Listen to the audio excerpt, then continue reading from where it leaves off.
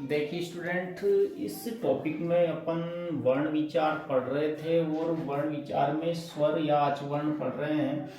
सबसे पहले हम परिभाषा को समझेंगे तो जिनका अपना स्वतंत्र उच्चारण होता है स्वर कहलाते हैं। अब कैसे गुरुजी सब स्वतंत्र उच्चारण कैसे होता है, तो मतलब यहाँ हमने लिखा अवर्ण, अ जैसा लिख रहा है वैसा ही इसका उच्चारण कर रहे हैं, इसमें कोई और वर्ण नहीं मिला हुआ है, यानी कि ये अ है और अ ही इसका उच्चारण हो रहा है। ठीक है, तो इसका उच्चारण क्या हुआ? स्वतंत्र उच्चारण हुआ, इसलिए क्या कहलाएगा? स्वर कहलाएगा। ठीक है, अपने ये समझ में आएगी। इसके बाद में स्वरों के जो भेद कर रहे थे अपन, उस भेद में स्वर के भेद में अपन ने सबसे पहले अपन ने करा था ह्रस्व स्वर, ह्रस्व स्वर, ह्रस्व स्वर। देखो ह्रस्व स्वर जो है वो जो ह्रस्व स्वर है उनको हम मूल स्वर भी कहते हैं। ह्रस्व स्वर को क्या कहते हैं? मूल स्वर। ह्रस्व स्वर को क्या कहते हैं? मूल स्वर कहते हैं, मूल स्वर कहते हैं, मूल स्वर कहते हैं। ठीक है, ह्रस्व स्वर को क्या कहते हैं? मूल स्वर।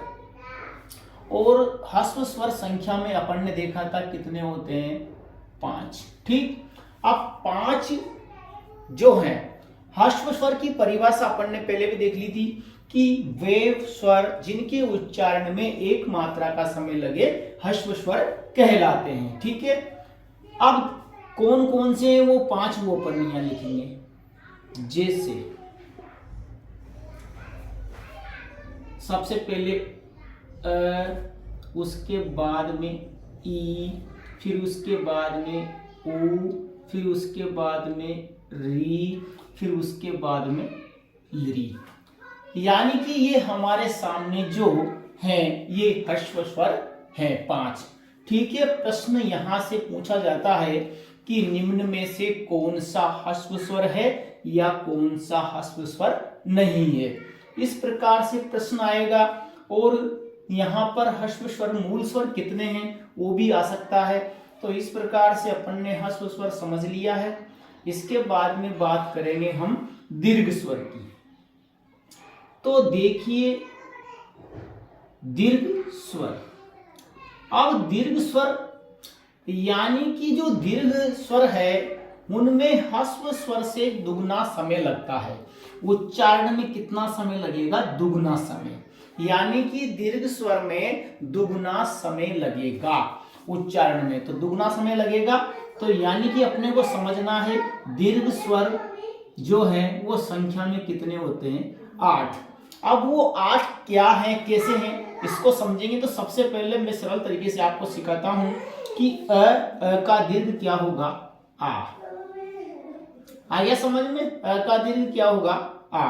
और ई जो है इसका दीर्घ क्या होता है? बड़ी ई। ठीक, यहां तक समझ में आ गया। और ऊ का दीर्घ क्या होगा?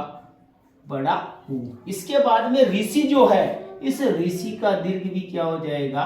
बड़ा री। ठीक है, ली का दीर्घ नहीं होता है। ठीक है, अब हमारे सामने 4 पौधे, 4 और क्या बचे हैं? वो 4 हैं ए, ओ, ऐ और आओ। यानी कि 4 और 4 कितने हो गए? 8। 8 क्या है? ये दीर्घ स्वर।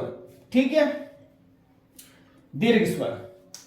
इसके बाद में बात करेंगे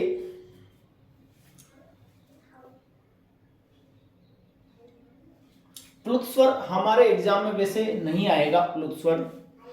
इसके बाद में नेक्स्ट वीडियो हमारे सामने व्यंजन से रहेगी, लेकिन मैं थोड़ा सा बता देता हूं आपको प्लुत स्वर के बारे में कि जो प्लुत स्वर है, ये जो प्लुत स्वर है इनका प्रयोग वैदिक मंत्रों में किया जाता है और इनके उच्चारण में 3 मात्राओं का समय लगता है। कितनी मात्राओं का समय लगता है? 3 मात्रा का समय इसमें लगता है। उच्चारण में 3 मात्रा का समय लगता है। और इसी 3 मात्रा के समय को हम भारतीय संख्यांक में कैसे लिखते हैं, ऐसे। तो कहने का मतलब यह है कि अगर हम उदाहरण से समझे यहाँ पर, तो उदाहरण से समझने के लिए हमने यहां पर क्या लिखा, ओ। और आपने देखा होगा, कभी किसी मंत्र में देखा होगा ओम, तो इसमें ओ का उच्चारण करने में हमें 3 गुना समय लेना है। तो इस प्रकार से ये स्वर का भी एक उदाहरण मैंने आप लोगों को बता दिया है। बाकी अपन व्यंजन जो है नेक्स्ट वीडियो में देखेंगे। Thank you.